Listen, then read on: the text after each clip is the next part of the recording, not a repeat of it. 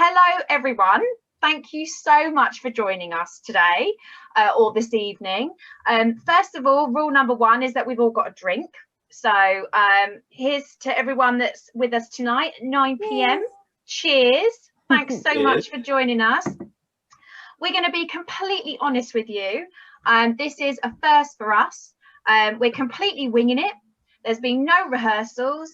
And we're just going to kind of go with the flow and see what happens. And the reason why we've done this event is because we've realised that the chats we have offline, or when we think no one's listening, Robert, we've been in trouble before for that, we actually have the best conversations because it's raw, it's honest, and, you know, we're not worried about people watching us or what have you. And we actually found that was really, really good, really helpful. So this is what we're doing tonight. We're just going to improvise, and as I said, we're going to wing it and see what comes out of these discussions. Now, so you've got myself, you've got Mike Frost, who's my business partner at ExpoCast. We've got Lils Collingwood from Albany Appointments, and we've got Robert Kenward from You Search and Select. So we are all competitors. Even Mike and I, we like to compete. So we're all competitors here. We're all specialised in recruitment for the events industry.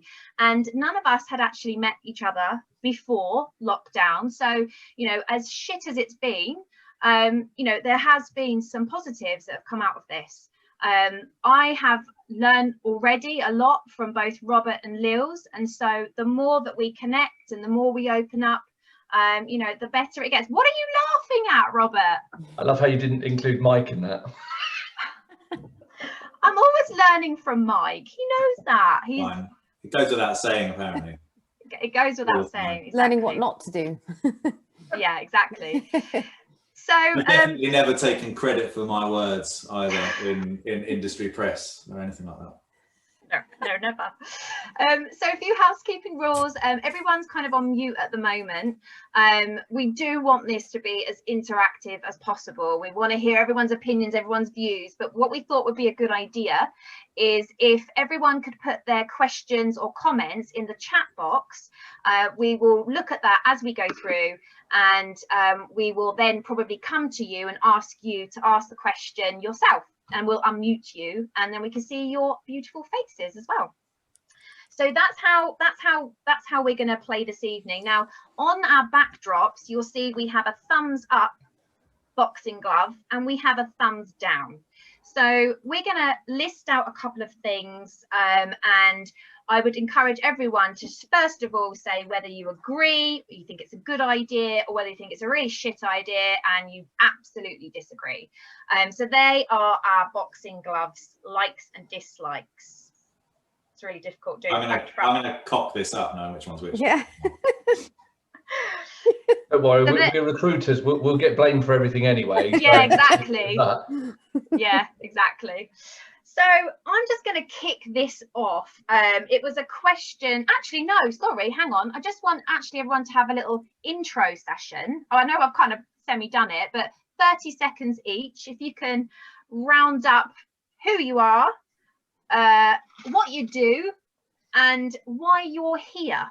So, Robert, we'll go with you first. I'm Robert. I've been in events recruitment 20 years. I've ran my own senior retained recruitment agency for the last 4.5 in live events and experiential. And I'm here because you told me to be here. Excellent. Lils? Hi, I'm Lils. I'm the owner of Albany Appointments. We specialise in mostly conference recruitment and B2B recruitment. I am here today because, yeah, Natasha, you had this crazy brainwave. I swear it was either really early in the morning or late at night, but I just remember getting a really out of hours message from you saying, guys, I have this idea, we have to talk. So here I am. Amazing. And Mike Frost, would you like to go next? Yeah, so I'm Mike. I'm the other half of ExpoCast. We launched this business in March of this year, which some might see as terrible timing. So we specialise more on the exhibition side of events. Natasha and I have worked together since early 2016 in events recruitment. And I am here to make sure Natasha doesn't trash the brand too much over the next hour or so.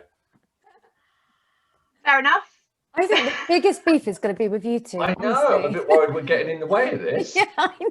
I don't know why you invited us, to be honest. You're the moderators. Yeah, exactly. Or Mediators. mediators, sorry. Mediators. Yeah, mediators. Exactly. So today, what we're gonna talk about is anything basically recruitment related. And I'm just gonna. I would actually be keen to know who in the audience or joined us today is either looking for work, so if you're a job seeker, or whether you work in recruitment yourself, so recruitment consultant, hiring manager, maybe you work in HR. It would just be really interesting to know who we've got with us today, so we can make sure that we are sort of covering a little bit of everything for everyone. So in the chat box, just update us with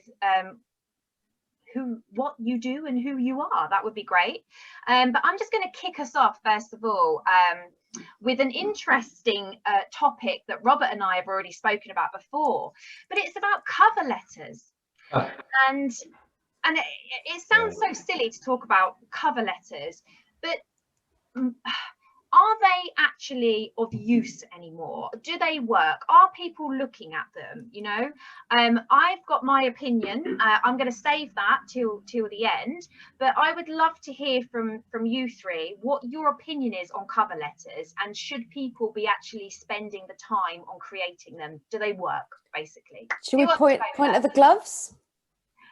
Oh yes, point to the gloves. What do you think? Okay, 1, 2, 3. I can't believe I'm the only one. That's ridiculous. I can, yeah. Why can you? I think the thing with covering letters, really quickly, because I don't want to bore people, because covering letters does bore. I think people that ask, obviously, specifically for covering letters as part of their application, of course, do a covering letter. But there's obviously reasons why they've done that covering letter. But why I don't think covering letters, unless they're asked for, I think they're just a waste of time, because they don't get forwarded on to the actual decision-making team. They stay with the hiring team, and really a covering letter is just a bit of a kiss-ass way of saying, this is why I want you to put me forward, because there's two teams. You get the hiring team and the actual recruitment team, you know, that are going to do it.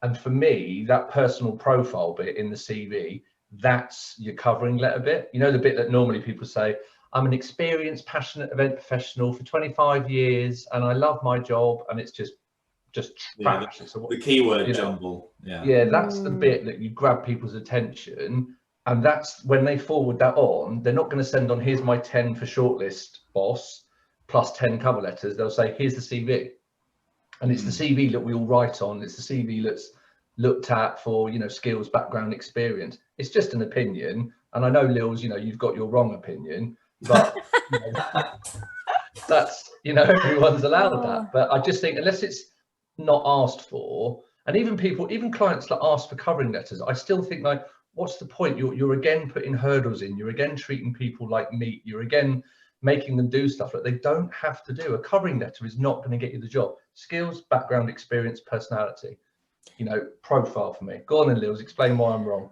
Right, if you've got lots of experience, so the way I see it is a CV just tells facts, whereas a cover letter tells a story. And that's the thing that differentiates a person, the actual human behind the CV, you know. And if you've got years, like, you know, 10, 15, 20, 25 years of events experience, you're trying to get that onto 2 pages. Even your personal profile, that's what, 3 or 4 sentences, and you're so limited on what you can get across. I just think when you can tailor a cover letter according to that advert or that job role that you've seen, those are the things that make me really just, you know, I'm so quick to pick up the phone and ring someone if I've read a really good letter. And, you know, if I've received, you know, hundreds of applications and I get a good cover letter, I think actually this person really wants the job. They put in, you know, a lot of care and thought into applying. But also I've already painted a nice picture about what they're like professionally. So actually for me, I love a cover letter. I think they're really good, and yeah, they're not always essential. And sometimes you are just looking for real sort of black and white tick box requirements of their experience. You know, you see they've worked for a certain company and you already know that you're going to call them because it's an exact match for that role you're recruiting for.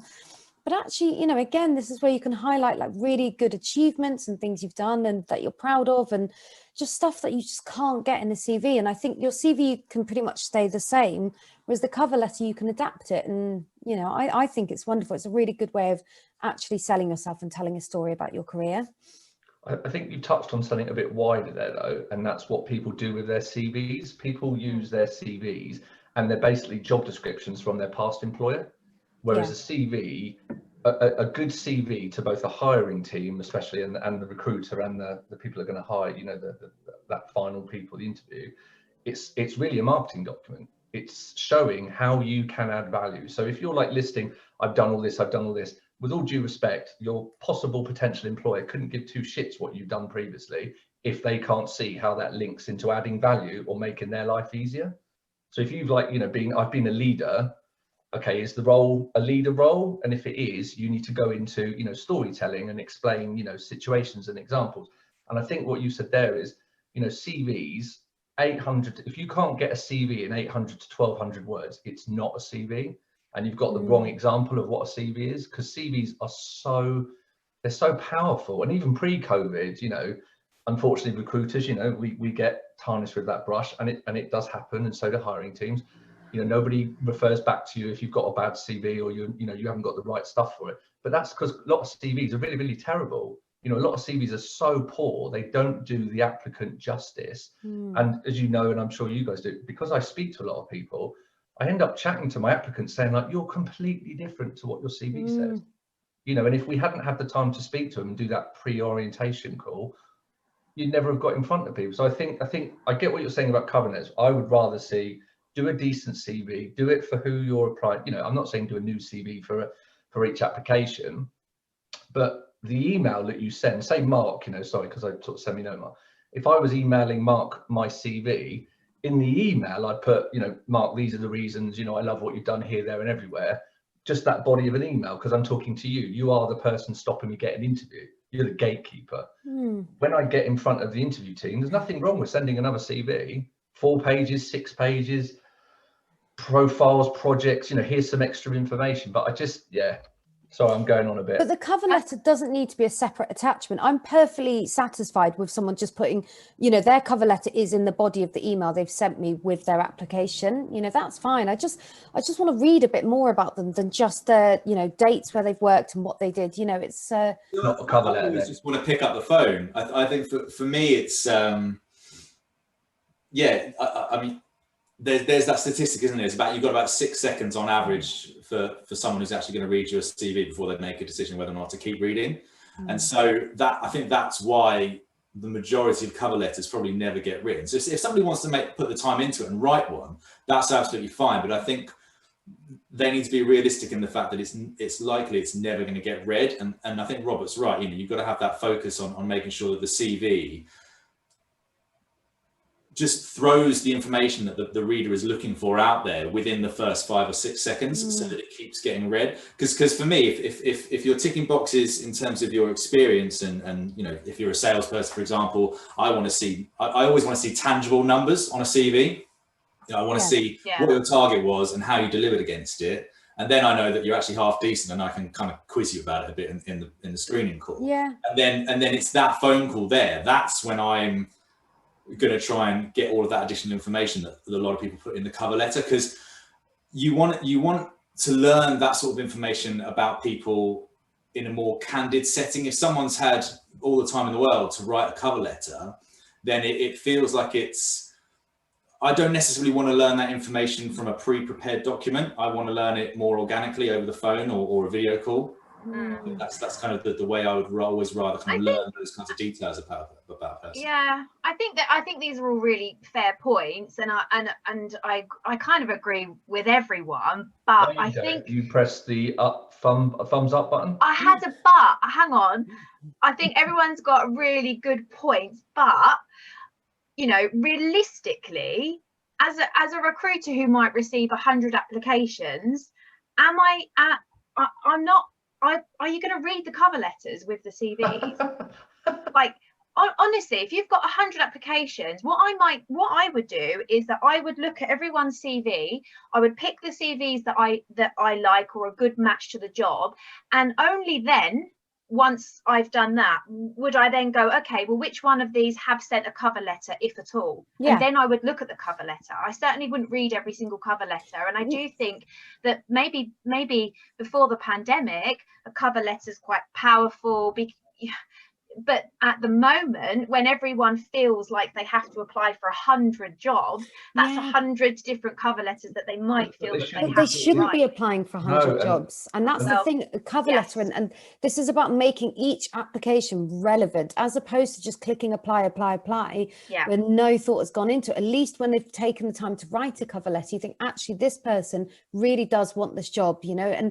And to be honest, a cover letter is only good if it's genuinely written. You know, keep it short. It's got to be read very quickly. Sure, but it is for that job. And the worst thing is when you get a cover letter that is exactly the same as that generic profile on a CV, and you just think you're just sending out the same letter to everyone. You've forgotten to change the job title in the cover letter as well, or you've used a different name, not my own, in the cover letter, and then it's just completely pointless. Can I just say, when I laughed, I didn't laugh at you, Natasha. It was BT Media's Dan. I laughed at that too. Onto the webcam. I thought that was hilarious. And walked into the room. I was like, hi. Hello. I think you're muted, by the way, Dan. Yeah, sorry, Dan. I just saw your came daughter into the ring. You saw. Sorry, what happened? Your daughter came into the room. Oh, right.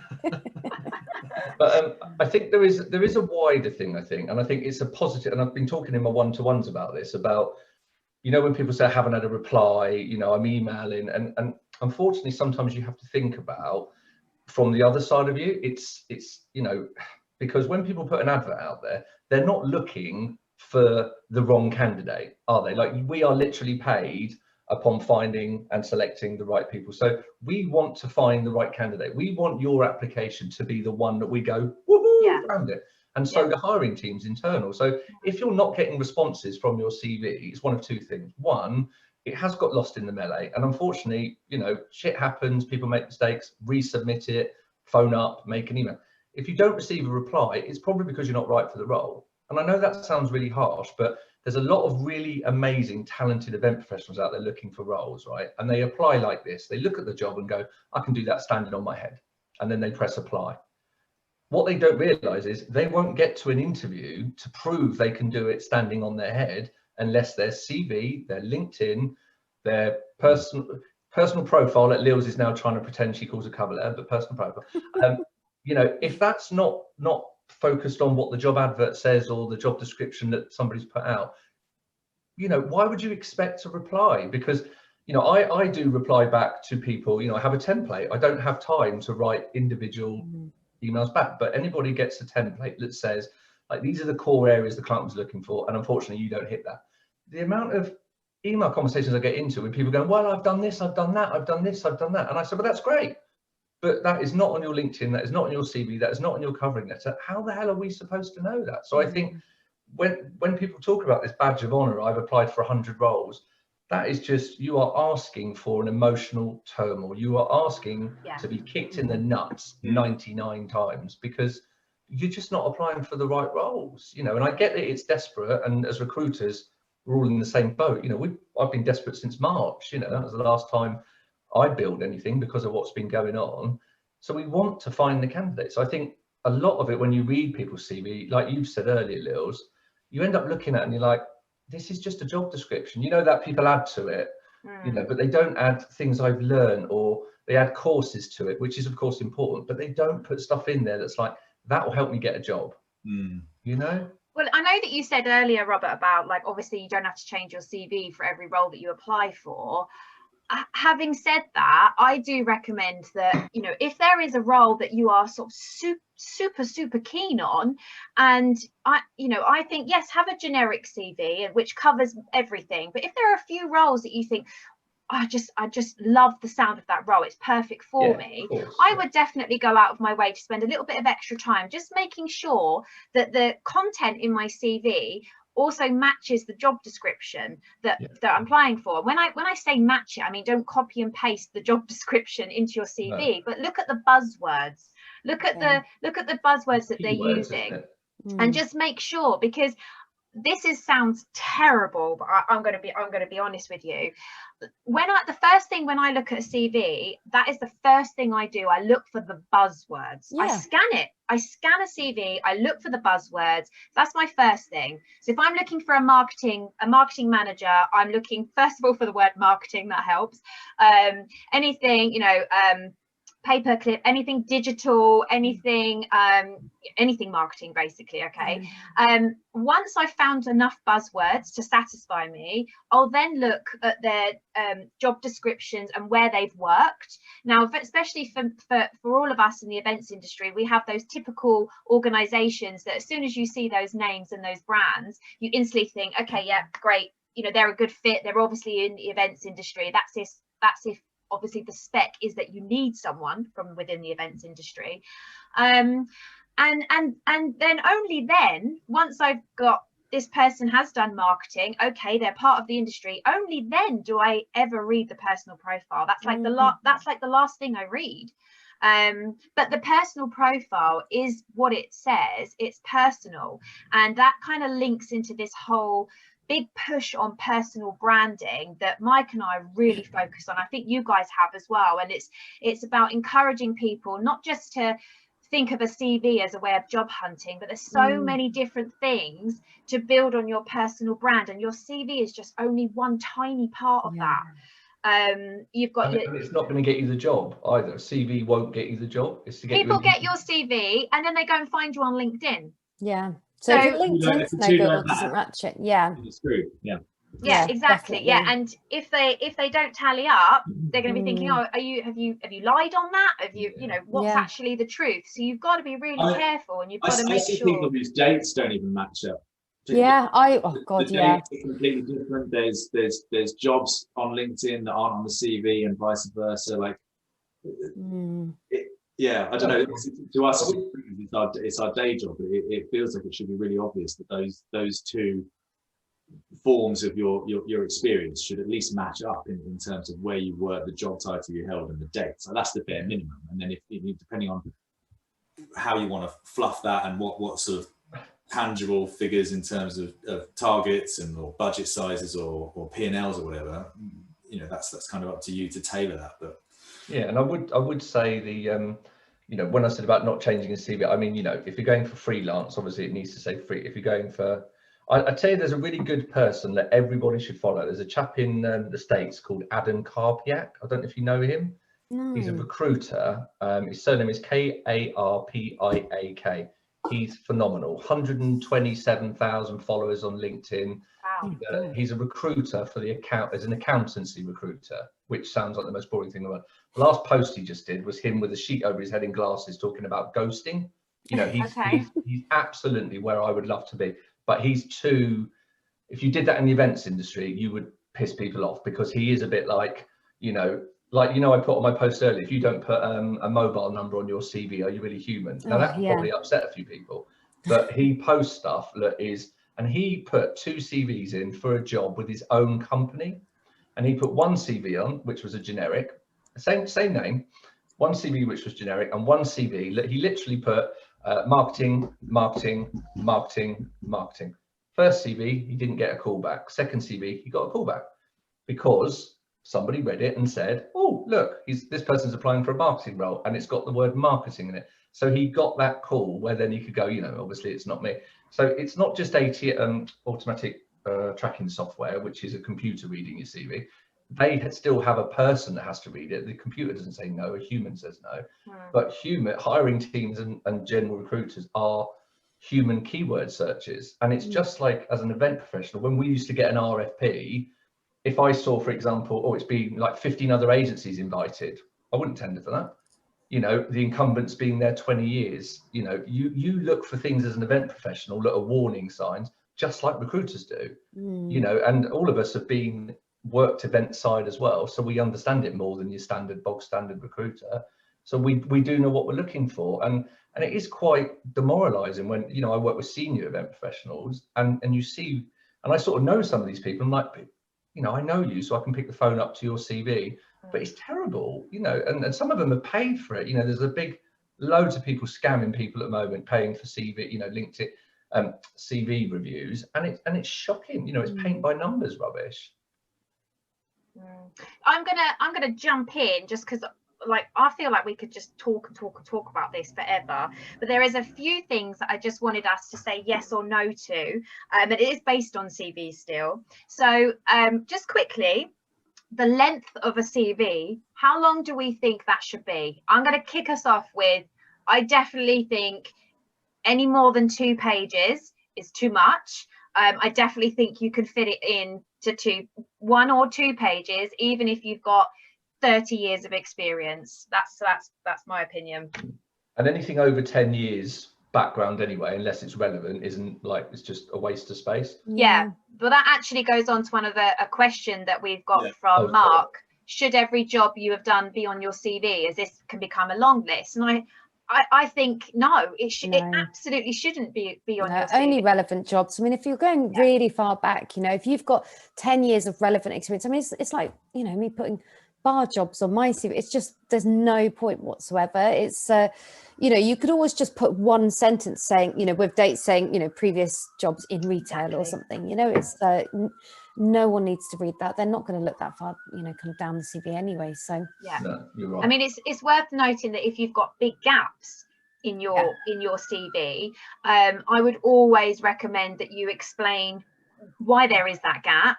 And personally, I really like a reason for leaving. If you have had a variety of jobs, if you've had a variety of jobs on your CV and it looks a bit hoppy, how many times have we heard that phrase? Your CV looks too hoppy. And it can be really, really, really frustrating. Like, I hope she won't mind me saying this, but my best friend is here tonight, and she is the most loyal and, you know, dedicated person you will ever meet. Apart from you, Mike, love you. But she, you know, she had worked her arse off for years in the same company, and rightly so, she wanted to go traveling. That's what she wanted to do. And so she went traveling, and now she's got, you know, she took on some temporary roles. Every temporary role she had, she was offered a permanent job at, but she said, no, I'm going to do traveling. I need to do it. That's my thing. Did her travels, and now constantly the question she gets is, well, you know, you've got some gaps there on your CV and it looks a bit hoppy. And sometimes I've been tempted to just say to her, just take it off, because just people aren't listening and people aren't giving you a chance. Say you went traveling for 2 years instead of like in and out. But No also, like you said, put reasons for leaving. Yeah, the reasons for leaving, I think, is really, really important. Some people get a little bit, they think it's a bit of a personal question, but I think if you flip it round, they'll be asked that in person anyway. As soon as they get to an interview, that's one of the things you always ask that for every job. There's a piece people have here to see about they're different situations. I think that's the key thing, is your CV and getting an interview. You know, you've got to treat them as part of the journey. You know, you won't get the job without an interview, and you won't get to interview if your CV is not good enough or doesn't say anything. I think there is a piece here as well about, you know, recruiters get a bit of a bad rep, and but you know, but there's a justification for that. I think I get the impression that speak for yourself. I get the impression the four of us all probably work quite similarly, and you know, we will always listen to people's responses. But I do think there are a lot of recruiters out there who will just go, no, too hoppy, and chuck it in the bin. And when you're a specialist recruiter who works within an industry and you know all the kind of company names that you're looking for anyway, there are so many companies that if I see someone's worked there for 5-6 months, I know that company's not good. I'm like, God, well done for lasting that long. You know, it's. Do you want to list any, Lils? No. You've just said it there, though. The word specialist. I see recruiters that haven't worked in the industry they recruit into and call themselves specialists. Yeah, you have to know it. That's wrong. No, but if we're giving advice out for job seekers here, you know, they are going to be applying for jobs that are going through recruitment agencies. I get it. That's going to happen. So if we're going to offer genuine advice here, we've got to account for the fact that they're going to be applying for jobs, and a really shit recruiter is going to be looking at their CV. I think with CVs, if you want advice for people, first of all, 800 to 1200 words. You can't get your CV down in 800 to 1200 words. You're doing something wrong. And I think the easiest way to do it, you know, people give it to their mum, their dad, their partner, whatever. And your mum, your dad, your partner are not going to tell you that your CV's shit unless they really are decent people. but they're just not going to do it. And the second point is their opinion isn't worth anything because they're not the person that's getting your CV. What you should say to your family, mother, father, whatever the situation is, read my CV and tell me what you're thinking about. Tell me the 3 things that are in your head about me now. Because if they don't say something like, oh, I can see you're a B2B specialist and you've done lots of large scale global events or something like that, then that's how it's read. You know, you've got to imagine you're spoon feeding a child. You know, you've got to imagine the person reading your CV hasn't got a clue. Even, you know, when people put sorry, Mark, keep going back to you and Ali from GES, but you know, people would put GES head of something and they just assume, oh, people will know who GES is. Whereas I always say, no, put a line underneath that says what GES is. You know, GES is a global blah, blah, blah. Because, you know, I've been in this for a long time. I spoke to a company this week in Leicester, never heard of them. They're a 20 odd million turnover business with 40 people. I've never heard of them, you know. So it's little things like that. That's advice that will get you in front of the interview team. And then you are yourself, because CV, like it or not, you're a faceless applicant in amongst 99 others. And that sounds shit, I know. That leads me on to my next question, Robert, about being faceless, right? What's the views on having pictures on CVs? Oh, okay. So I'm going to go. Oh, yeah, you would, Natasha. Look how much. I hate them. I used to. I've changed my mind very recently. I'm happy to explain why. But Mike, what are you doing? What's your answer? I'm undecided. No, that's not allowed. You have to pick. Come on. What did you go for, Lils? Sorry, Lils, let me see your one. Come on. I'm against it. The splinters in your arse hurting, Mike, are they? Say again? The splinters in your arse hurting, are they? Honestly, yeah, I don't know. I don't know where I sit on this. I really don't. I really don't. Like, okay. I've never been offended by a picture. I have. I've never made a judgment of someone on a picture. I have. I wish it was illegal. Someone told me earlier on that in Germany, I think it is, you have to put a picture on. I could be wrong. It's somewhere like every CV I've ever seen of a German candidate has always got a picture. Yeah, but I think in the UK now, I'm going to take out the diversity and inclusivity thing because obviously, and I'm going to take out gender as well because that's a whole different conversation. Yeah, that's round 4, 5, 6, 7, 8, right? And let's be honest, unfortunately, as in every way of life, someone is going to look at someone's CV and say, oh, another woman, or oh, somebody, a white person, but you know, unfortunately, there are arseholes everywhere. But for me, a photo is more around, and we do it all the time. Like when I was at Bank Sadler, a new person joins Bank Sadler, we all jump on LinkedIn, we want to have a look. You know, and you want to have a look because you want to see that person, and you will decide. It's called unconscious bias. You will look at that picture and go, I think she's a bitch. I think he's a good guy. I think she'd be fun to work with. That's what I thought about you, Robert, when I saw your photo. Now you just know I'm a twat. So I think what you've got to look at is people, especially if it's a hiring manager, will start making an opinion of, I think this person's going to be like that. And straight away, you are completely behind the 8 ball straight away because someone's going to look at you and be like, oh God, you know, you had that black and white photo like that, you know, or, you know, stuff like that. They will make an unconscious opinion of what they think you're like. And like it or not, recruitment, you are being judged against other people, against the selection criteria. I wouldn't be so against photos if people had like a little bit of taste when it came to their pictures. I just find so many of them really cringy and just unprofessional. They look better for a Tinder profile. And I just think, you know, and also from a female perspective, I find it really just embarrassing and awful. And it just makes me sad that women feel that they need to kind of really doll up and look. I don't know, just there's certain pictures. I just think that's not a good LinkedIn or CV profile. You shouldn't be kind of looking pouty and like, do you know what I mean? So yeah, I know. Yeah, I definitely know what you mean. And the reason I picked yes is because I think it should be your choice. I don't think you should have to put a picture on your CV. I'm totally against that. But I feel that if you want to put a picture on your CV, then you should be able to. But Lils, you are absolutely correct. Like it needs to be a professional picture. It needs to be a very sort of, plain, it needs to be a good photo, right? Just a neutral picture, you know. Neutral, yeah, it needs to be a neutral Head, shoulders, picture. Yeah. smile. But- That's it. Head, Yeah. shoulders, smile. You know, we talk about personal brand and making things personal, and that's why I think actually it can work on CVs, because it brings your CV to life. You suddenly feel like you're looking at, you know, you're looking at a person. This is a person here, and I do think it helps with personal brand. And as I know somebody's mentioned this, I think it was Mark again. All they have to do is click on your LinkedIn profile anyway, and your picture's going to be there. But most But again, LinkedIn your pictures CV's are that awful. higher. I just.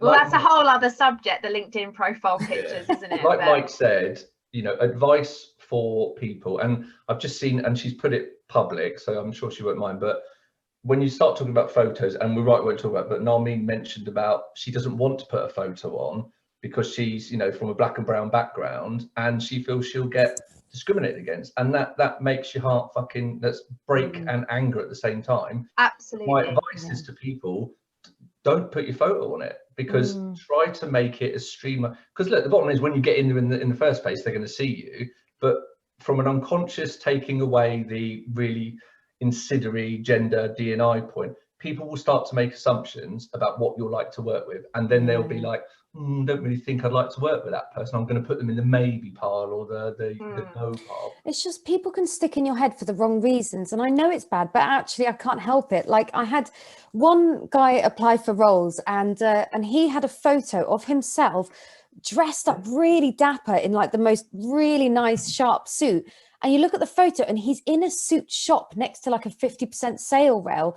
So he's obviously gone into the suit shop, put on a suit, taken this photo, not even aware of his background. And then I got an applicant from the same guy a few months later, and he used the same picture but photoshopped it in front of a sports car. Oh, wow. Wow. It's probably selling Forex trading though or something. I mean, there is the argument now of the complete extreme, which, you know, I actually think is a fantastic idea to help with the unconscious bias, but it's actually removing names. Yeah, I like that. Removing names, gender. So literally all you have is an opening statement, your job experience history and your education. And I really like that. And I think a lot of employers are actually adopting this because they want to be seen as, you know, they're not having that unconscious bias. And I actually don't think it's a bad idea. I think that doesn't affect, which is that they want to be seen to be avoiding this stuff, and it's more deep rooted than that. But isn't that a start? Like, even no, if they just want to be think seen. that's worse. I think you're dealing with the problem rather than the cause. Yeah, you're trying to sidestep it. Exactly. If you look at things like the fast forward, you know, the reason that's worked is because that's, and I see like Priya's on, and Priya's a fast forward 15 D&I ambassador, and we all know probably Ashanti and Gabby that do well, you know, obviously Ashanti, Lils, you know, the diversity. They're focused on at root cause, you know, roots and all, education, trade. You know, like we've got, I think two of us have got kids. You know, my son will never, ever look at a black person and think he is any different to them, because that is how he has been brought up and educated.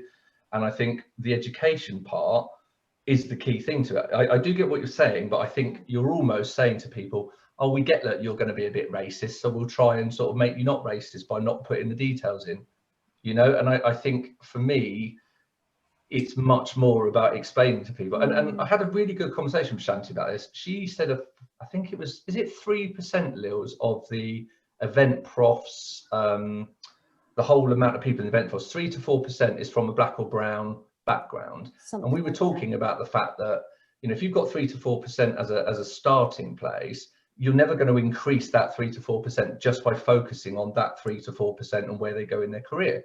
What you need to do is take that back, the education piece, which is the event sector is D&I, please come and work here. So from what you're saying, I get what you're saying, but rather than focusing on just the here and now, take that back further, and that will help it in the long term. And I think that's what companies need. I love the fact that we're still talking about, you know, D&I now. I love the fact that, well, it's annoying that we weren't, if you know what I mean, but it's good that it's become that mainstream. But yeah, I'm a big fan of get in, be yourself, and get to that interview, because at that interview, that's, you know, that's where you show yourself. And as well, I think, you know, the fact that if that bias exists, okay, if you bypass it at CV stage, you know, like we said earlier, they're still going to see your face. They're going to see, on social or something. If your name sounds like it's originated from another, they're going to see these things as soon as you get to interview stage, and all of that bias comes straight back in. Yeah.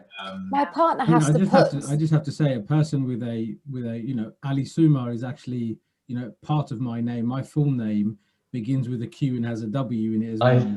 And genuinely, I've seen a huge response or change in response from putting Ali rather than my full name in terms of the callbacks I get.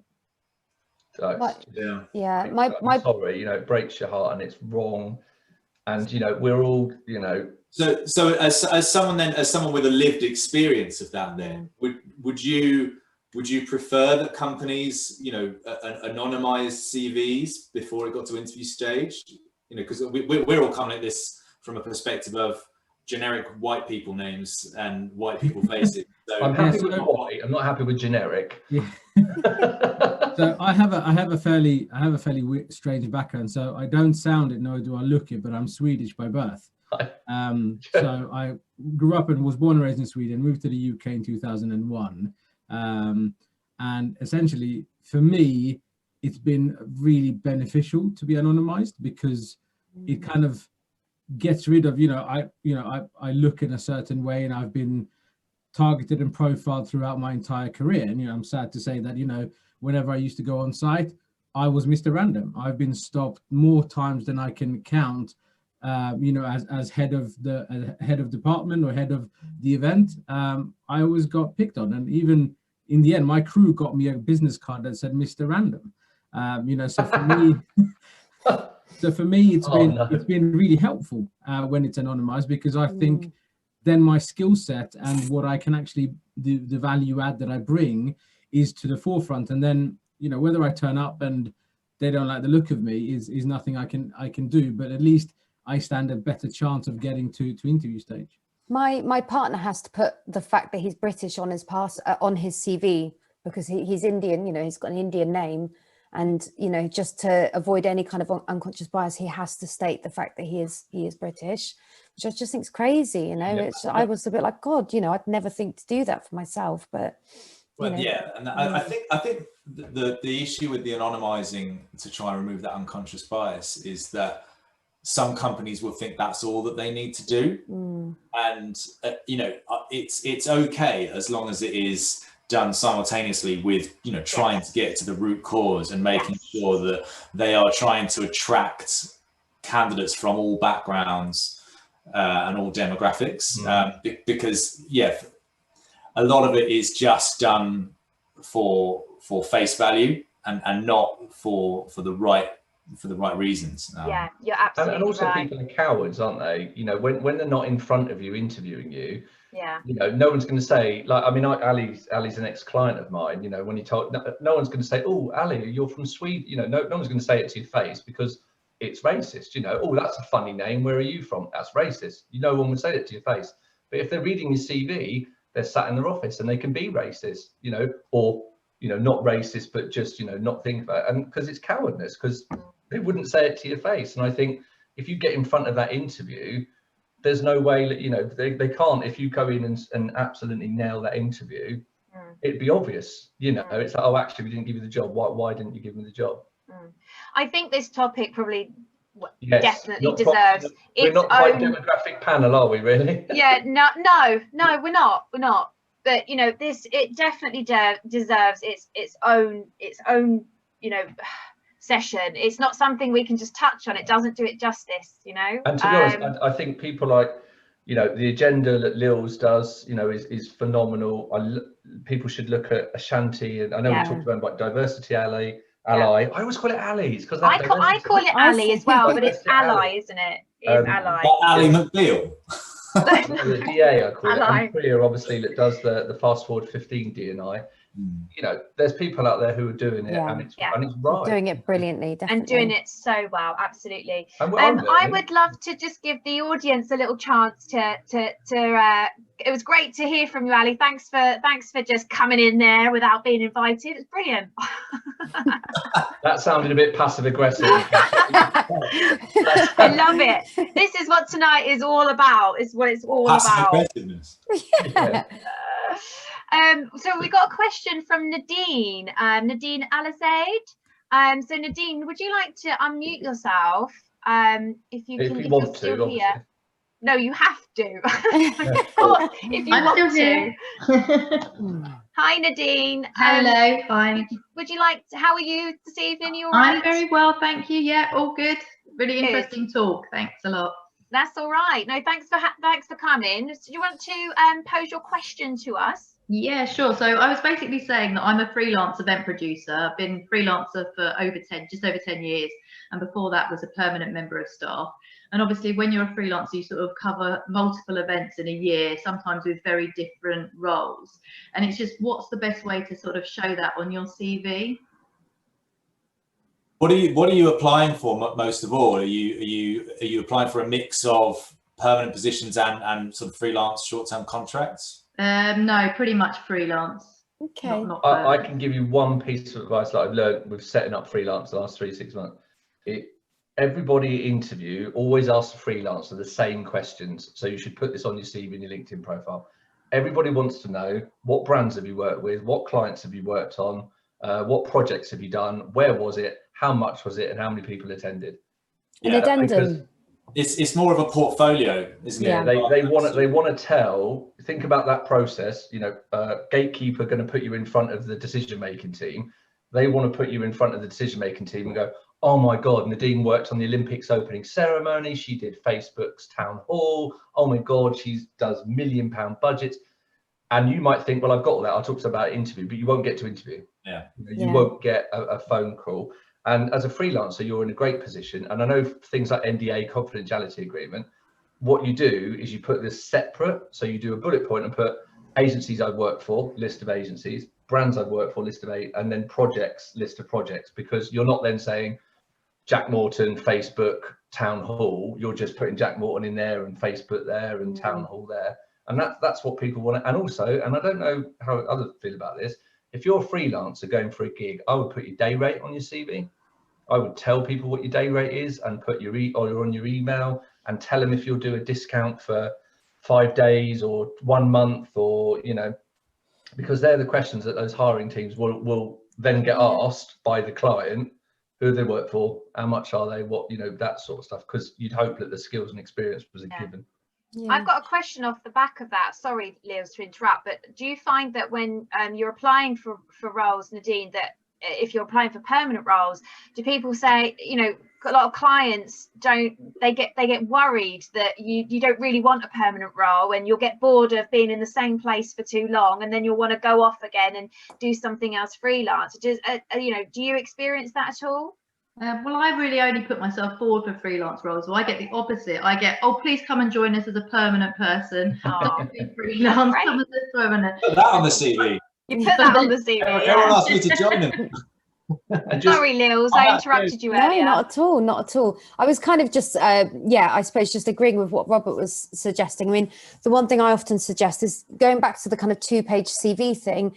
If you're a freelancer, I usually recommend just having a one-page CV. If you've done a mix of permanent and freelance, so you want to just account for, say, 2 years of freelancing, and then you can say see addendum. And then I always encourage people, sometimes I'll give people an Albany template if they need it, but kind of encourage it to do their own. But yeah, just an events addendum, exactly what Robert said. What events have you worked on, clients, size of event, budgets managed, location, type of event, was it a conference, an exhibition, you know, and just then it's kind of just a bullet point, almost like a table, and it's just a really quick way of getting a feel for kind of the scale of events that person's managed. Yeah, I think by nature, being a freelancer, you've worked on a larger number of projects, so yeah, you can't afford to have as much fluff about each particular project as you. Very fact driven, isn't it? Yeah, so it's get that tangible information out there as easy to read as possible.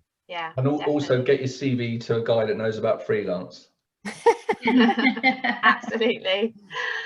Something that you just reminded me of, Lils, about you know, making sure you kind of list everything there. There's one thing that I do say to candidates a lot is that think about the terminology that your clients are going to be using, because for example, we specialize in exhibitions. Not everybody calls them exhibitions. Some people call them expos. Some people just call them B2B trade shows or B2C shows. Some people just refer to them as shows, you know, or fairs, or, you know. So I think in your CV, make sure that you are using as much terminology as possible, so they can also be searched on your LinkedIn profile. So for all the ATSs and the search engines that are going on, you need as many words as possible in there that are going to be picked up using the different terminology. So just make sure that you are covering all of the terms. So summits, conferences, confexes, B2B, you know, exhibitions, expo, trade shows, B2C shows. Make sure you've got them all in there, and then at least you're covered if your potential employer is using a different word. 100%. Yeah, I covered this in one of my boot camps, just how to SEO your CV. So you've just got to think about it in the same way. So, you know, if you've specialized in doing pharmaceutical conferences for the last 5 years, make sure you've included the word, you know, pharma or pharmaceutical, because, you know, when I'm looking for a producer who's specialized in those, you know, specific conferences, I always do keyword searches when I'm looking for people's CVs and profiles online. Yeah. Absolutely. Katie, I think that's Katie Carter. Hello, Katie. We've got a question here from you. Yes, it is, she says. Yes, it is me. Katie, do you want to unmute yourself and come say hello and ask your question? Mic is broken, sadly. Oh no. Okay, let's read it out. So my LinkedIn is up to date with my experience and job history, but I am not especially active in terms of posting. Does that put me at a disadvantage when recruiters are viewing my profile? I'm just going to straight away give my opinion. I'm going to say yes, it does put you at a disadvantage. Who else wants to answer? I don't think it puts you at a disadvantage when recruiters are viewing your profile. So if I'm doing a search for a job, I'm, again, you know, trying to treat LinkedIn if that's the way I'm doing it. But don't you look at people's activity, Mike, and see what they've been posting and how sort of engaged they've been? Not if I'm looking at them actively for a job. No, I think, you know, that activity is out there. That's more part of the personal branding for the proactive trying to get out there in front of people. But if a recruiter is already looking at your profile, then what you're posting isn't necessarily relevant to the job that they're recruiting for. No. It's your experience and therefore what you've got in that section of your profile. I wouldn't judge somebody's activity as part of me trying to identify whether or not they're right for the vacancy I'm recruiting on. I think it's a selection method that's got nothing to do with the job. I think it's quite because exactly as Mike was saying, I think, you know, if you're posting and engaging, that gets eyes on your brand, or and that gets you in front of people. I think, and I'm not just saying this, Natasha, to be funny. If I had a client that said to me, oh, if someone's not posting regularly on social media, I don't want to look at them, I tell them to do one. That's not a client I'd work with. I don't think clients would necessarily say that, and I wouldn't flag it up to clients. No, but you're a recruiter though. You're part of our job is I'm part of the hiring team. You know, I'm part of the decision-making team I'm retained, I know, but you're also as well. But we are there to find the best match. I think it's I get it if they're posting, like if you flipped it the other way, you know, they're posting pictures of like smoking weed or, you know, vomiting, you know, and on, you know, I get that. But I think you're almost on, it's quite not dodgy as such, but I would never ever look at a candidate and think. I don't think it's a deciding factor, but I do think it helps. If you've got two candidates who are neck and neck, and maybe it's about maybe it's a marketing, I think you have to look at the job as well. So if it's like a marketing one and they want somebody who's really big on social media, for example, and you've got two candidates who are neck and neck, you've got one candidate that hasn't done anything at all, like posting for the last 6 months, and you've got another candidate who's really active, engaging. And that, to me, I would use that. The question is, does it put me at a disadvantage when recruiters are viewing my profile? As a, Well, as a recruiter, I'm going to submit both of those candidates to the. Yeah, no, definitely. But what about if the reason they haven't posted is because they've been doing their marketing job for 6 months, posted loads of social, and their numbers through the roof? And you know, I just think I would worry, because LinkedIn's full of crap at the moment anyway. Now that stories are there and people are just posting like, you've got a real thing about this stories, haven't you? Oh, fuck, I hate it. Soon you'll be like, oh, here's me having a dump or something on LinkedIn, like, you know, and with some witty sticker. It's a professional network for Oh, no, I'm not that. I love a bit of real people, but I think stories is just, you know, an excuse for people to be idiots again. But I think if you're looking at what people are posting, I mean, I could talk about it for ages, but I just don't think at all it's a selection method that I would feel comfortable with. I don't think it's a deal breaker, but I do think you just said it would be. You just said if you had 2 people, you'd go one way or the other if they weren't posted. That is a deal breaker. I don't think it's a deal breaker. It's definitely not a selection method. But the one thing I will say for people who are really active on LinkedIn is they just stick in my mind. So when I get a new job and I haven't even advertised it yet, and I'm just thinking, oh, who would be good for this one?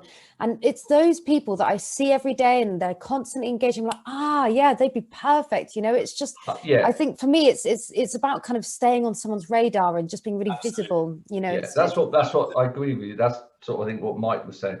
You posting and engaging will get you on that radar. Yeah, that's it. It's the proactive stuff. It's just being front of mind, you know, exactly in that scenario that Lils has just outlined, whereby, you know, and if you're proactive enough and you're getting in front of the right people, then you could have landed the job before it's even been put out to a recruiter, because the hiring manager's like, nope, I already know 5 people who are really active on here, who've really impressed me. Everything that they put out there, whether it's their own content, whether it's comments on other people's content, it's always insightful. They know their shit. I'm going to reach out to them myself, rather than putting out an advert, sifting through 200 applicants this time. You know, with the way the market is at the moment, you're going to have literally hundreds of applicants for every vacancy. So if a hiring manager can think of 5 people off the top of their head who they've been impressed with, in terms of the way that they express their knowledge of the industry online, then they're bound to reach out to those people first. It just makes, I mean, and that's, I don't want to admit that, because, you know, we're going to get kind of subverted here, but that's the reality of it. Are we wrapping up soon? I'm worried about boring. Yeah, I mean, we should probably wrap up. We've got like tons of stuff to go over, so maybe I'm happy to stay on if people wanted to. I just don't want to. But it would be. No, I think out, Natasha. Yeah, I mean, if you guys, just thank you so much for coming tonight, listening to us ramble on and disagree and agree. And I think, you know, hopefully it just gives a different angle, doesn't it? And you know, tonight wasn't about us all agreeing, because not everyone's the same. Not every hiring manager is the same, so you can't possibly expect every candidate to be the same and do all the same things. So it's just great to get a real kind of diverse opinion on everything. So if you want to leave, if we've bored you, or you know, you're tired and you've got to go, feel free to leave. But thank you so much for joining us. Okay, if you want to stay, is that you, Mike? Yeah, see you later. If you want to stay, I'm more than happy to stay for a little bit longer. I'm just having a look at see if there's any other questions. Does anyone want to come and see us, show their face and ask us a question whilst we're all here? You should ask Natasha if people want us to do this again. Oh, that's a really good question. Yeah, if we did round 2, would you come back? And if so, what would you like us to talk about? Because I think tonight it could have been a whole session just on CVs, couldn't it? I tell you what people could do, in line with what you said. If you could go on LinkedIn tomorrow and tag the 4 of us and say it was amazing and look, we should do it again. That'll increase your engagement level. Yes. It will get you noticed by recruiters. Yes. Also help the 4 of us. And according to Natasha, people will give you a job. So, I meant it in the nicest possible way. Obviously. we've got more votes coming in for round 2, so that's nice. good. That's really nice. That's really, really nice. So one thing I'll happily just share is a lot of people do ask me, you know, what's the best way to stand out? And I do think that could be a round 2, right? Because that could involve so much. Yeah. But I just wanted to talk about one particular guy. His name was Lewis. And he was on LinkedIn. He basically created his own a marketing campaign based on him and finding a job. And he created the hashtag called #GetLuaJob. And what he did was he created this really cool presentation on, I guess it was a bit like a CV, but it was much more interactive, fun. So he created this presentation, he posted it on LinkedIn, and then what he did was he approached all the employers that he would like to work for, all the recruitment agencies that he knew. And instead of sort of saying, have you got any jobs? What he said was, could you support me in my search for a job right now? I've posted a campaign online. It'd be great if you could like it, share, you know, comment on it, share it if you could. So if you don't have any roles that, you know, I could sort of look at, could you at least help me find something else just by clicking a like? And basically, in 4 days, he got 8 interviews and 3 job offers. And, you know, obviously that's quite extreme. He's probably very good at marketing and has got the tools to be able to do that. But how fantastic, you know, that's something I've not heard of. It's completely different.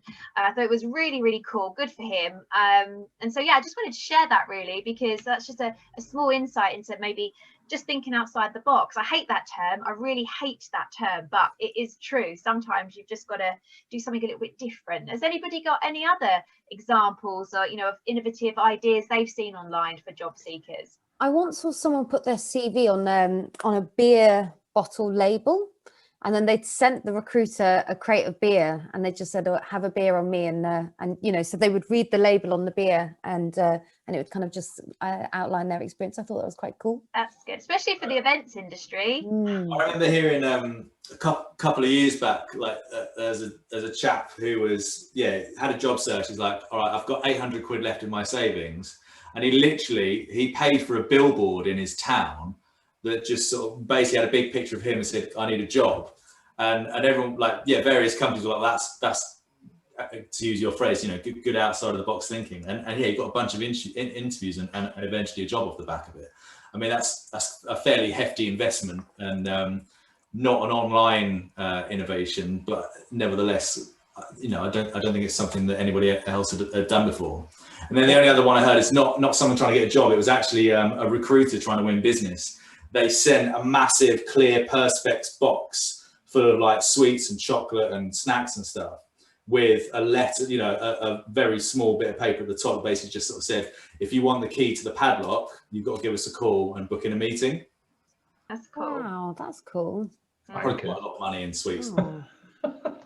Katie's really just cool. put on in the chat box that she saw someone applying to work at ASOS as a graphic design intern, and they'd redesigned their CV to look like the ASOS website. So by the time it was done, the job position had closed, but she posted it on LinkedIn and it got shared enough that senior execs got hold of it and brought her in for an interview. That's cool. Super cool. Wowzers, that's really cool. That's really, Well, really cool. that's quite cool, because, you know, that's tying in the skill set for the job itself in order to win it. What do you think of people that go to train stations with the boards around their neck?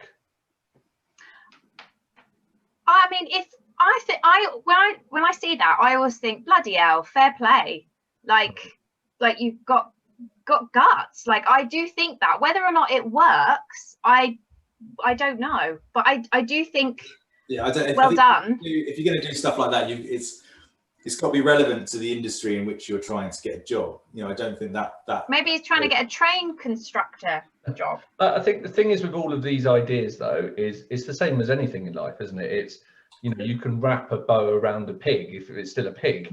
You know, it's if your CV, if your content in your CV, if you're not right for the role, you're not going to get given a job because you did something. I guess, but in an employer-driven market, anything you can do to get your foot in the door. 100%. You know, why not? Although I think I told you offline about that social chain one where somebody put their CV on a USB, attached it to an owl, like an actual owl, and the owl flew into their office. Oh my God, that can't be real. Honestly, have a look at Stephen Bartlett and the COO. I can't remember his name. And It's like I remember something out of saying, Harry like, Potter. when I was at Bank Sadler or Ledge, big open plan office, if you'd have sent an owl in that front door, that owl would not have reached my desk. It would not have got past our receptionist or half the people there. It would have been dead.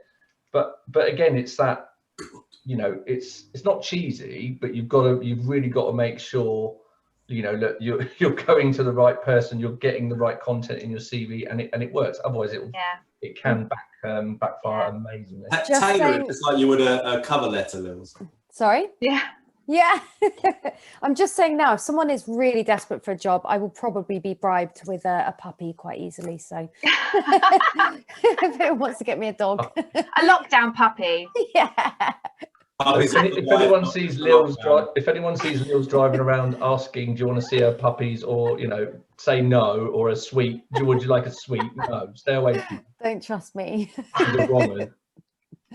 Oh God. Alice, do you want to say something, or was you waving goodbye? No, I had a quick question. So I've spent a long time at one company, and often find I get questioned sometimes that, you know, are you actually able to adapt? You spent 10, 12 years at a single organization, and, you know, I've been fairly, you know, I've worked hard and been fairly successful and got promoted every couple of years, and, you know, I have to admit, you know, I love the people that I used to work with. You know, I had a fantastic team. I was one of those people that loved my job, and I think loads of people in our industry can actually say that.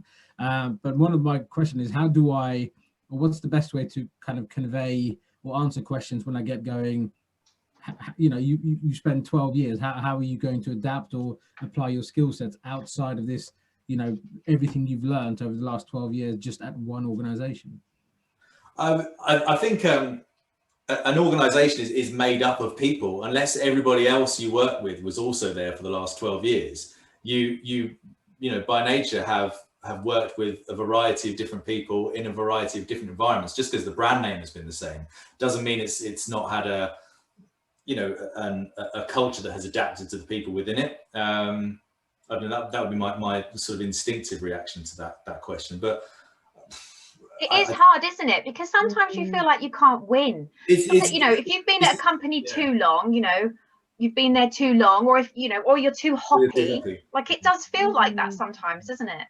And it's an unfair question, because, you know, how I've been, that's just my experience. I've been somewhere for 12 years. How am I? There's an alternate reality where I was only there for 4 years and I did great in my next 3 jobs. So yeah, of course, you know, it's not. I don't think it should matter at all. I mean, you know, if you can prove that you've really developed and grown within that organization, it's amazing that an organization has been able to kind of give you enough of a challenge to last you 12 years. Because, you know, I think that in itself is brilliant. So, you know, it's just being able to kind of demonstrate that, you know, in terms of, you know, I think showing year on year how you've improved or how you've contributed more to the company. You know, you could use figures and sales figures and things of, you know, I think that's it should never be used against you, definitely. You know what a lot of those challenges have come from Mr. Reddy, I have to say. Yeah, I was going to say, Mark's like gone quiet, hasn't he?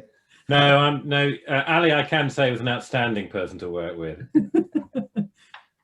I think I say the same to you, Mark. So I think, Ali, what I would recommend you say, and you know, some people don't, because really an interview should be 2 ways. Yeah, an interview should be. I would ask someone, because you've got 12 years, you could waffle on for 2 hours and you won't get the answer which they're obviously looking for. So I would just actually say to someone, you know, could you just specifically let me know, like, why is that of importance to you, or which area do you want me to focus on? Because when people ask these questions, all it is they're looking for an answer. They're not actually listening to your answer. They're looking for, oh, does he say leadership, training, or whatever? So if you actually put the question back and just say, you know, specifically, what do you mean by that? You'd be surprised how many people will go, oh, were you promoted, or did you lose, what was your retention levels like, or something? You know, you'd be surprised how many people just give up after one pushback, because most of these hiring teams or recruiters are just working off a crib sheet that they've been given ask these questions, and then do a skills matrix, a score matrix. I think that's a really good point, Robert. We do forget that an interview is a two-way thing. We do forget that, and I think maybe another question to ask them is, well, what does the current employees you have working for you that may have been with you for the past 12 years, how do they add value to the business, and how, and undoubtedly, if they've got somebody that's been with them for 12 years, they're probably going to be very, very senior and a huge asset to that business. So, I think that is an unfair question to ask. Just moving on quickly, we've had a few sort of points as to what round 2 could consist of, and we've got here transferable skills. That's a really good topic, and also diversity, which is obviously a very important topic. And something I just wanted to mention is that Dan Assor from BTE Media has actually got a live interview tomorrow with Chris Skeeth. Hi Dan, and it's a live interview with Chris, and he will be asking him. So Chris Skeeth from the AEOs, the Association of Events, and they're going to be talking about diversity as well. So just thought that'd be worth putting in there if anyone would be interested. Thank you very much. That's all right, no worries. Just a real quick question. Sorry, I registered for that earlier, and I added it to my Google Calendar, and it's on until the 30th of November 2022. It's going to be a long call. No, the thing with, I don't know if anyone's set up a LinkedIn Live event, but you have to have the dates are odd. Right. No. So it's not lasting for 2 weeks. If it is, then it's either gone horribly wrong or horribly right. Not just got LinkedIn Live. 2 years. It goes on 2 years. Oh, 2 years. Yeah. Wow. It's long. Well, he's got a lot to talk about. Hey, wealth of knowledge. Live then, Dan. How did you get LinkedIn very briefly was taken over by Microsoft, as some of you might know, a year ago, or whenever it was. So essentially, like Facebook Live and YouTube Live, you can do a LinkedIn Live, but you have to have, it's in beta or beta, whatever. You have to have a license, and you got to jump through hoops to get it. But I've got a relationship. I applied for it and got given it, and I haven't used it. I feel bad.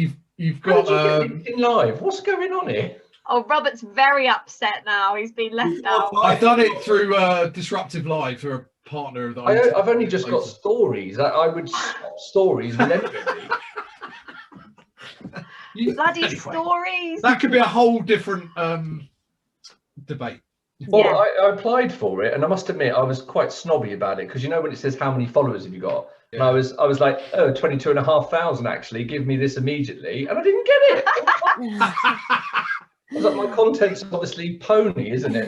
that's like your CV, right? You've got to put the right things in it. You should write a cover letter, Robert. Yes. Oh God. Right, well, on that lovely note, we'll end it with what we started it with, cover letters.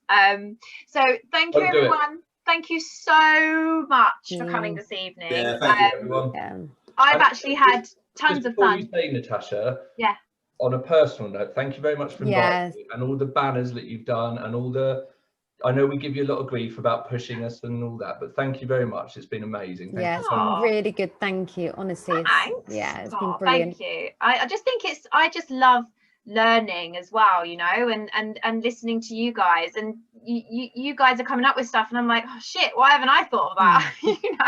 But it's what you've got to do. Everyone's got to continue learning. You can never stop. So I'm glad. Hashtag recruiter love. Oh, hashtag. That's amazing. I'm down with the youths. Oh, don't do that. Never do that again, Robert. I know, yeah. Right. Whilst it's still clean, let's go. Thanks, everyone. Thank you very much. Bye. Bye. Bye.